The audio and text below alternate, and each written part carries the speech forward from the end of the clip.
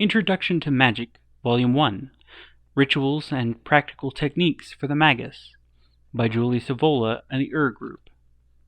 Chapter 2, Barriers, by Leo. The first initiative of a man seeking the way must be to reject the habitual image that he has of himself. He will be able to begin to say, I, only when the magical word corresponds to the inner imagination of self-awareness, unconstrained by limitations of space, time, or power. Human beings must retrieve the sense of the reality of themselves. At present, they only limit and diminish themselves, feeling different and smaller than they really are.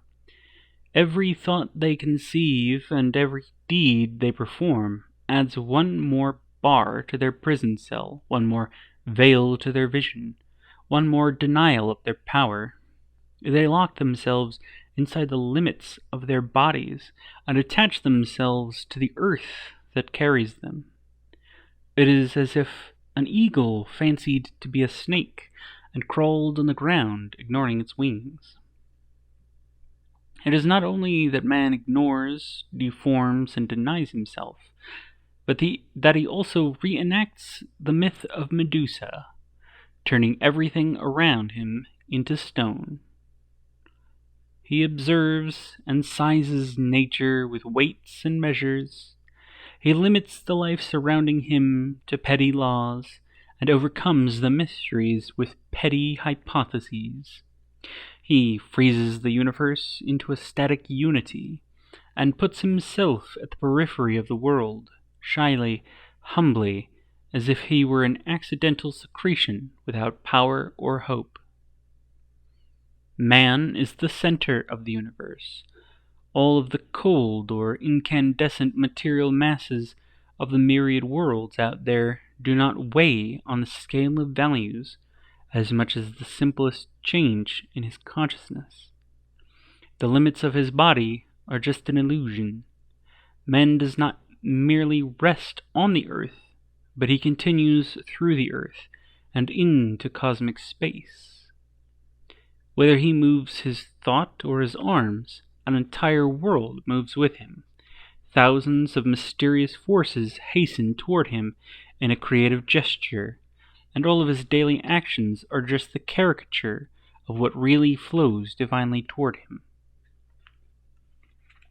Thus, he should look around himself and free everything that surrounds him from its petrification.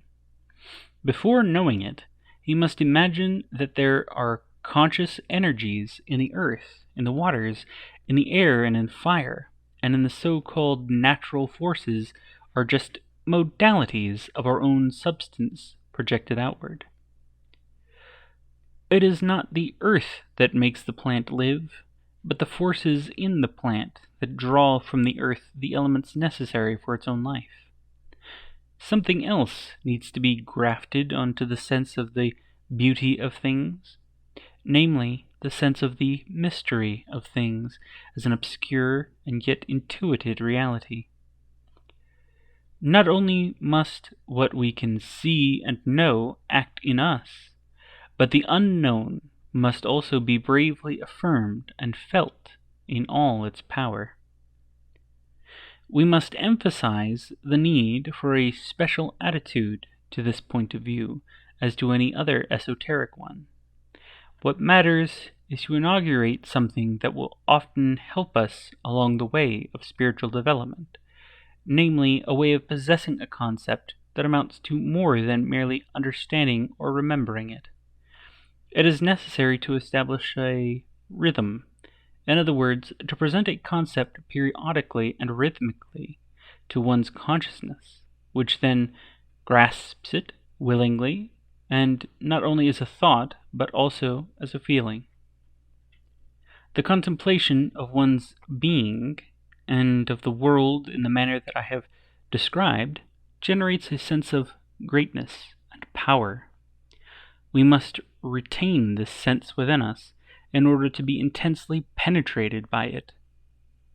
In this way, we will be able to establish a relationship of realization with this new vision, which at first will flow into the subconscious, then, after some time, will be incorporated increasingly into the feeling in the manner I have described.